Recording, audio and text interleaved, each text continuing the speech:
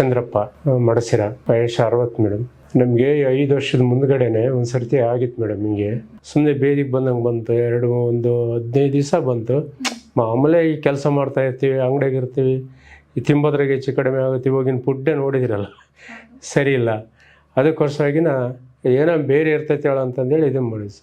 ಬರ್ತಾ ಬರ್ತಾ ಬರ್ತಾ 15 ದಿವಸಕ್ಕೂ ತಿಂಗಳಾದರೆ ಜಾಸ್ತಿ ಆಗೋಗ್ಬಿಡ್ತು ಮೇಡಮ್.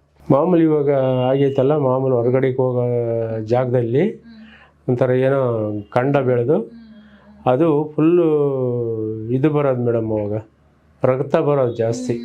ಸ್ವಲ್ಪ ರಿಸರ್ಸ್ಗಾಗಲಿ, ಹೊರಗಡೆಗೆ ಹೋಗೋದ್ರಾಗೆ ಆಗಲಿ, ಊಟ ತಿಂಬೋದ್ರಾಗೆ ಆಗಲಿ ಏನು ಪ್ರಾಬ್ಲಮ್ ಇರಲಿಲ್ಲ. ಹಸುವು ಆಗೋದು, ನಿದ್ದೆನೂ ಬರೋದು.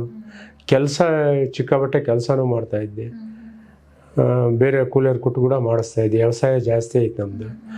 ಇಲ್ಲಾಂದರೆ ಅಂಗಡಿಯಾಗ ಕುತ್ಕೊತಿದ್ದೆ, ನಮ್ಮ ಹುಡುಗ ನೋಡ್ಕೊಂಬನು. ಆ ಥರನೇ ಇತ್ತು. ಮೊನ್ನೆ ಆ ಥರ ಆಗೈತೆ ಮೇಡಮ್. ನೋವಿಗಿವಿಲ್ಲ, ಹೊಟ್ಟೆಗೆ ನೋವು ಅಂಬೋದೇ ಇಲ್ಲ. ಮಾಮೂಲಿ ಬೇದಿ ಆಗೋದಕ್ಕೆ ಪ್ರಾಬ್ಲಮ್.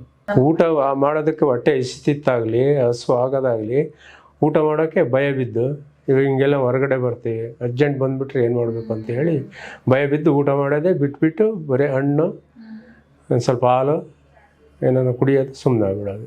ಇದೇ ಇವಾಗ ಕೊಟ್ಟರೆ ನಾವು ತಗೊಳ್ರಿ. ಇದೇನು ಮೊದಲಿಷ್ಟು ಅಷ್ಟೇನು ಪ್ರಾಬ್ಲಮ್ ಏನಿಲ್ಲ, ಎಲ್ಲದ್ರಾಗೂ ಚೆನ್ನಾಗೈತೆ ರಿಪೋರ್ಟು.